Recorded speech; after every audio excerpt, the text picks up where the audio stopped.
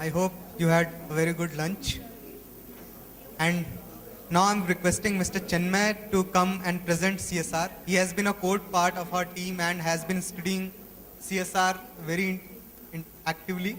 And he has made some presentation. He will go through as CSR and interpret how CSR is working as a social enterprise enabler. Chinmay, over to you.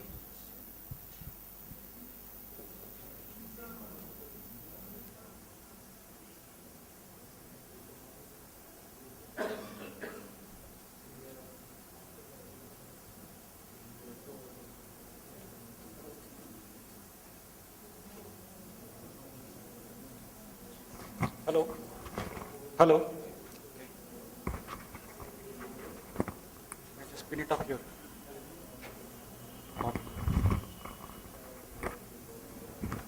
Yeah. Okay. So good afternoon, everyone. I am Chinmay.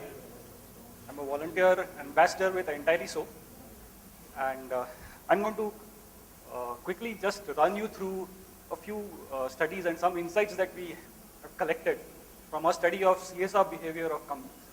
And the whole idea for this session is to see if CSR can be a potential collaborator, or corporates can collaborate with social enterprises and to really help them scale and grow, and to ensure that maximization of impact is achieved. Right?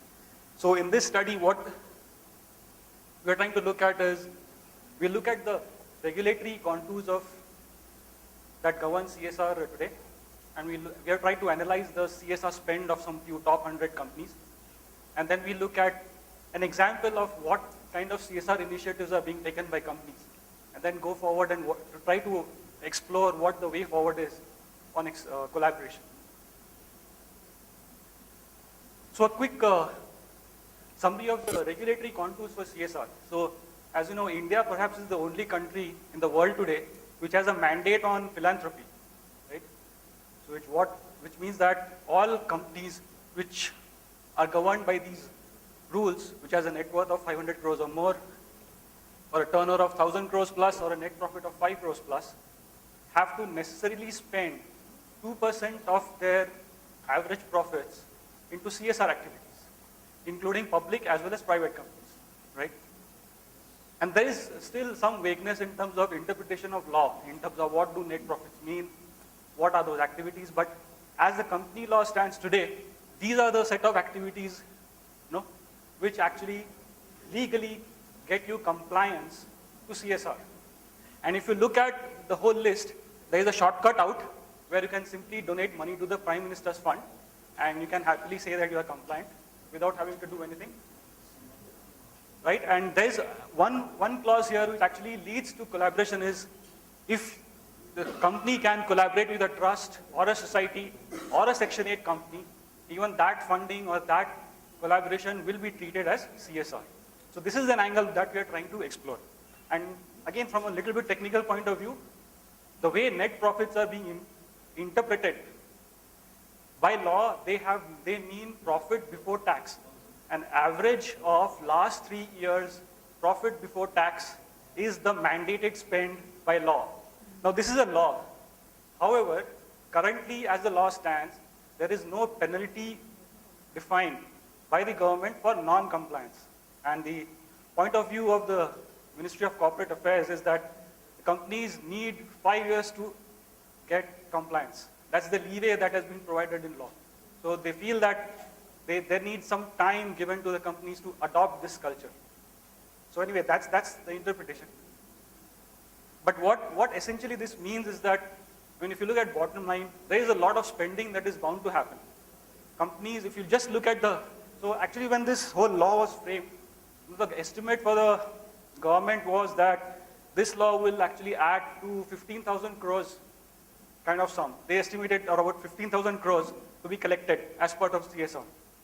The actual reality, when the year closed this year, it was about half, about 7,000 to 8,000 crores. And you'll see, we have some study here, brief study, which will tell that only the top 100 companies which are listed on the Bombay Stock Exchange contribute about 5,600 crores. So if you can shut this light first so that we can see that.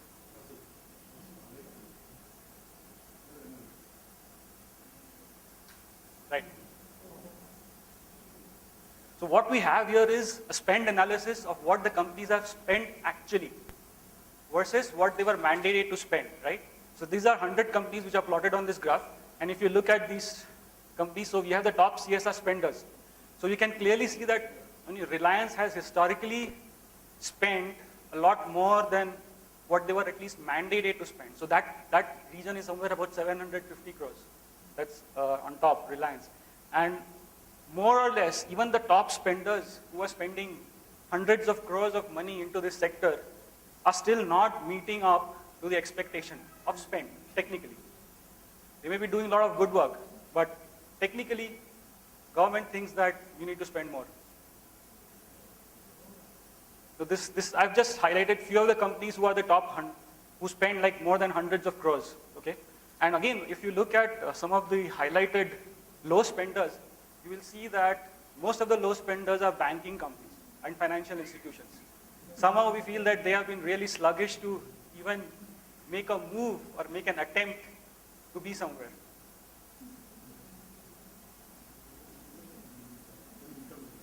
So a quick summary of data. Expected actual spend is about 5,600 crores. Mandated spend is about 8,200 crores, which means that companies have underspent by 2,600 crores. Effectively 26 crores per company on an average, right? There are about 80% of companies who do not meet the compliance.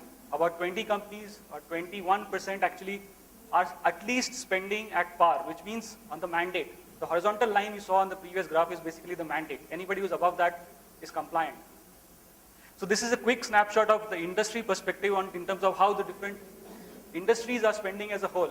And we can see that oil and gas and IT have made the biggest improvement. Actually, I have another quick snapshot, which is a comparison from last year, which actually tells that the IT companies who were in my last year's presentation in the same forum, I had actually made a statement saying that IT companies are really not spending what they need to spend. And if you compare IT companies' performance vis-a-vis last year, you will see that they have made the biggest improvement in terms of their attempt towards meeting CSR standards, or at least from the spend perspective. And you can see that banking and finance has really a long way to go as far as compliance is concerned. This is a quick comparative view at an industry level, where you can see that the orange bar is last year's spend, the green bar is this year's spend, right? And you can see the improvement being done by IT in terms of relative performance, it is the biggest. So, I mean, now the next question here is, okay, if you're spending about 6,000 crores in this sector, where is all this money going? I mean, the question actually is, are we really creating the impact that so much of money can, or, I mean, that's a brief, so last year when we did a study of these 100 companies, there were about 350 initiatives. The money was spread across 350 initiatives. When I say, not say initiatives, but programs. So when I say programs, each program is a sector or a area of impact. So for example, maybe education or healthcare or basic amenities like food, water, shelter, and infrastructure. So these are the different areas of impact. So each company actually spreads its spend across different areas of impact. And last year we had about 350 of them. This year, the sectors and the number of initiatives or programs each company has taken per area of impact has doubled to 700. This is a quick snapshot of how that 700 is being distributed across different sectors of impact. So we can see that education, health, and economic empowerment and the environmental issues. So these sectors have been the most popular and account for almost 80% of the initiatives. Whereas disaster relief, sustainable agriculture, and women empowerment are the least popular, where not enough is being done. And this, I would assume that this has direct correlation to the share of spending. That's my current assumption, but I think from this year onwards, where we have more disclosures happening by companies in terms of how the money is also getting tracked initiative-wise. So next year onwards, I think we'll have a much more granular information on even in terms of correlating initiatives with money. At this point, the disclosure is simply not enough to make a generalized statement. So what we did was to give you a more detailed insight we picked up Mahindra and Mahindra as an example case to study. So why Mahindra and Mahindra? Because we realized that IT companies have made the most improvement. So we wanted to pick an IT company. And among all the IT companies, Mahindra and Mahindra was the only one in our given sample which was compliant. Okay, none of the other companies, although Infosys spent a lot of money, but we decided not to study Infosys for its initiatives because it was not meeting the compliance criteria, although they spend a lot more than what Mahindra does. So Mahindra spent about 80 crores in the sub 100 crore club, and this is how their initiatives are distributed, or their spend is distributed. So basically, if you look at the CSR disclosures of companies, so each company, at least the big companies who are spending almost 80% of the kitty, they have a clear defined vision. They adopt some standard processes like the GRI framework or the national voluntary guidelines which are documented by SEBI.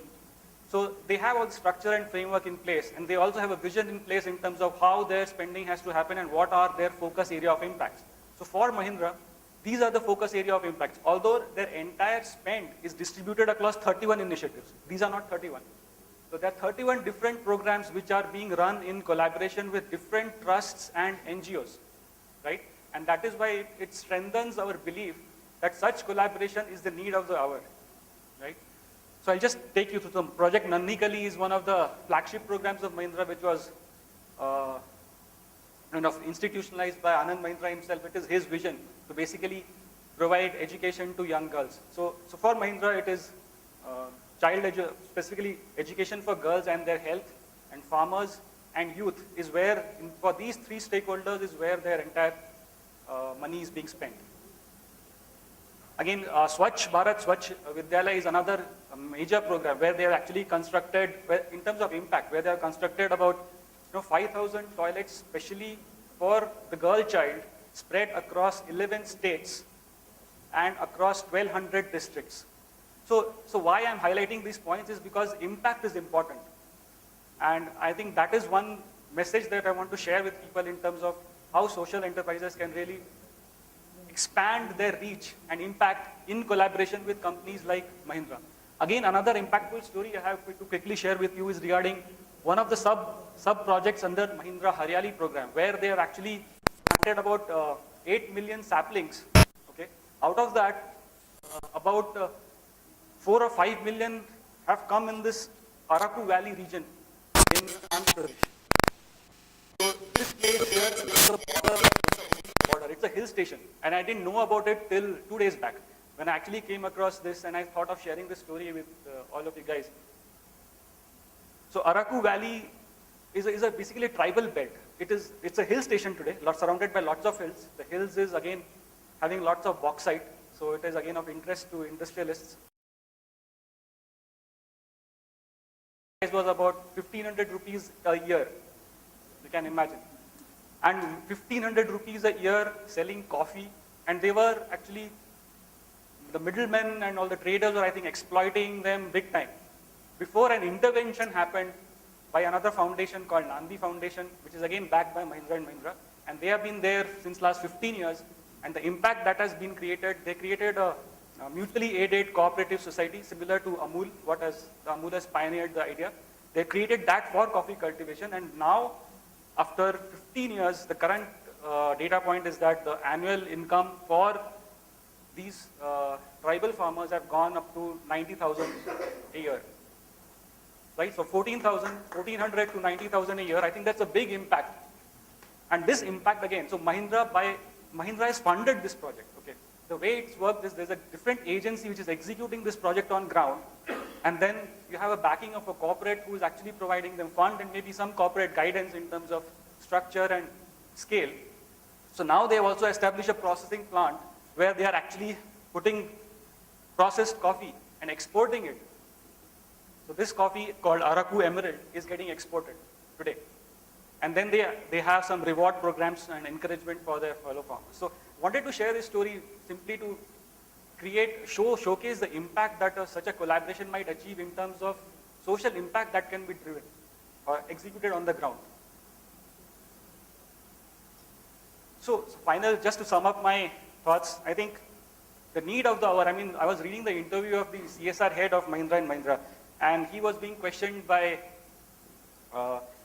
interviewed by another social enterprise organization, I think Sanskriti or Sankalp, okay, and they work with them. So why this has worked, as an example, why this has worked is, for that matter, for one instance, Anand Mahindra himself is on the board of a social enterprise, which actually facilitates this collaboration. And maybe that works as a strategy. But the idea is to bring out transformational change on the ground, and perhaps that is best achieved through partnerships and innovative business models. That I think we had few good innovative business models we heard from people today. But the idea is, okay, if we mix it with a little bit of altruism and a focus on outcomes, I think we can do much more. Thank you.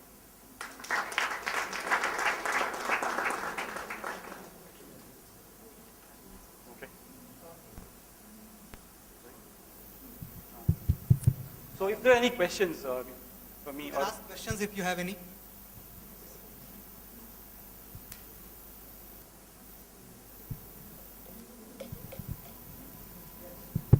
Hi, my name is Shashidhar. I have a quick question. yeah. It's wonderful to see so many of the CSR funds not being spent previous year. I'm just curious, what happens to those funds? I mean, number one, is there a penalty for not doing it on these corporates, not achieving the target? Second one, is that funds carry over to the next year? What's your thoughts on that? No, sir. So as of now, as I said, there is no penalty for not meeting compliance. Okay, as per the rules that have been set out by SEBI and the Government of India, the companies are forced, as part of the business responsibility report, the companies have to make a disclosure of how their CSR spend is happening in terms of what initiatives. So this year we have seen, till now it was not even mandated by SEBI. So this year, if you look at any of these top annual reports of top public companies, you will see a section, an annexure in your annual report, which gives you a detail of what their board of directors is doing. Because this CSR committee, there has to be a committee which is held or chaired by a person from the board, and then they have to keep disclosures on how they are spending and what is the share of spend. But there is no penalty associated. The only thing they have to do is disclose why they have not spent. They need to specify a reason. And I'll tell you, one of the big banking companies, I was trying to find out why banking companies are not really spending. And most of the banking companies have not adhered even to this disclosure. If you look at most of these public banks, right, State Bank of India, the biggest bank, in their annual report, you cannot find what some people have given SBI says that the board has approved 1% of net profits as the approved spend on CSR, so we will not spend beyond this. So what can you infer from this? I leave the inference on you. So but as of now, in short, there is no penalty. But there is no carryover also. But the government believes that because for many companies, let's say there's a lot of smaller companies also involved, right, who come under this ambit. So they might not have a structure. Big companies definitely have a structure and culture, but there are many other companies who now come under this ambit of spend, who do not have, may not be having a culture or even a framework or an organizational structure to support this kind of activities, which are not their core business activities, right? So that is where I think some work and some effort would be needed even by the companies, where that's why some leeway has been provided. But I think this leeway is being exploited more by the top companies.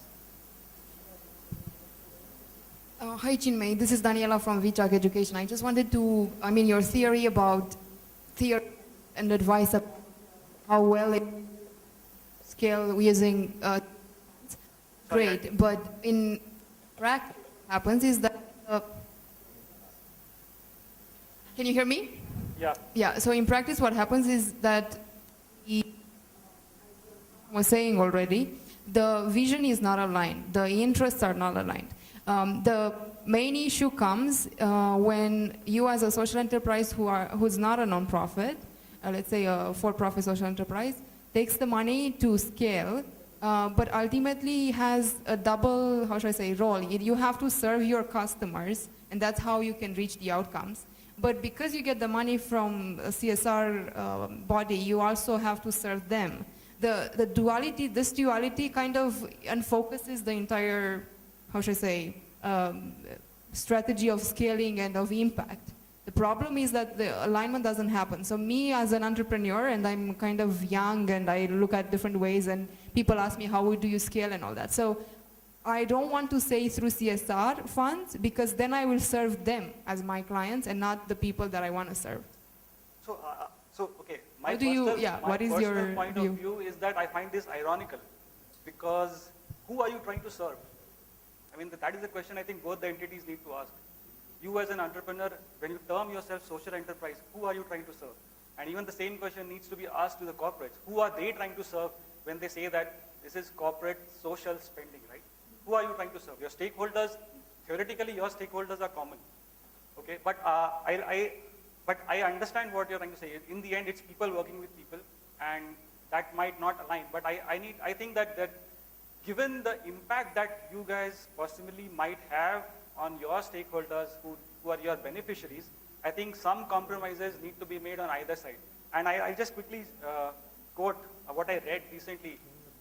As I said, the CSR head of Mahindra & Mahindra, and he was being asked on what is the selection criteria for when you go and select NGOs?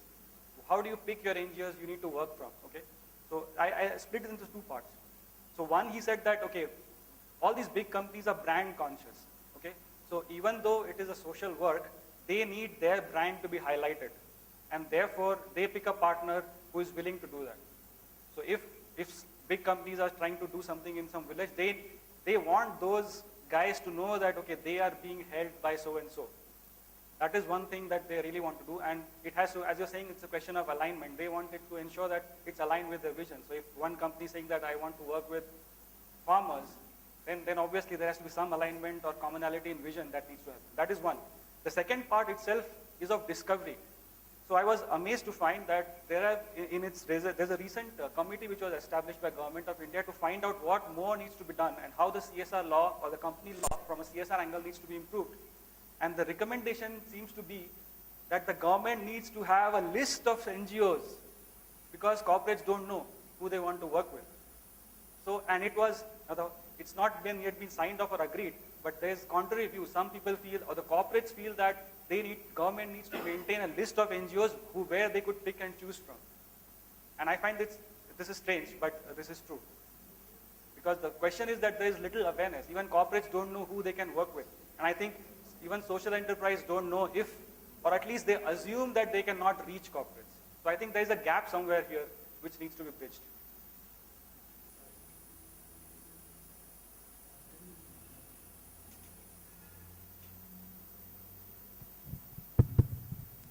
Hi, my name is Manjunath Sitaram. Is there some kind of an affirmative action that the government is planning to take to, create some kind of action from the corporate side in terms of compliance from the company law, in terms of filing compliance reports, or is there some kind of formats for that? And then, how is it going to, is it planning to create some kind of monitoring committees or something like that to oversee the progress of this introduction of the 2% thing in the bill? Yeah, so as I said, as of now, I have not come across any such statements, or in my reading or in my research, I have not come across any data points which tell me that any kind of government is not planning to oversee compliance at this point of time. And they are willing to, there's a statement from the Chief Secretary, I think, from the Minister of Corporate Affairs, where he's saying that, okay, we'll let companies do this for 5 years, and the assumed belief is that the companies themselves will meet this goal in the next 5 years. Until that point, there is no thought on the penalty or compliance point of view as far as technically the spend is supposed to be mandated. What the government is now doing is they are trying to add some clauses and make the law more clearer in terms of how it needs to be interpreted. For that matter, how to calculate the exact mandated spend amount, what repercussions does it have on taxation and all those kind of things. So one change that I know for sure is now the CSR spend as a line item is included, has to be included as part of the P&L. Can I throw some light on that? Yeah, please. See, technically it is becoming compliant nowadays because any industry which goes for an expansion in its manufacturing process, or it has got a project more than 50 crores, it has to go for what is known as environment clearance from the Ministry of Environment and Forests. And there we get environment clearance only on complying certain conditions and after projecting the project report. Now they very clearly say that up to 4 to 5% of the expansion project value has to be spent for CSR activities, and they clearly say on what are those fronts. It can be something like Samarthan for the blind, it is for Akshay Patra, it's for afforestation, it's for girls' toilet. And when you're getting this environmental clearance, now there's a list of conditions which they give you along with the clearance, and you have to submit the compliance report for these conditions on a half-yearly basis. And the minimum period for submission of compliance is 5 years. And now after 5 years, the conditions can change, looking at how the project has grown. So some way indirectly the ministry has brought in compliance into it, and industries are bound to follow it, because the forum which chairs this environmental clearance meeting will be the principal secretary or the chief secretary from the department. And I know this because I have sat in 3 such meetings and done presentations for my organizations, and we were bound to do these projects. Thank you. The next slide. So actually we have this report available offline, and if you have any more questions, you can connect with me offline. This is you can connect on this email, or my email is chinmay@entirelyso.biz.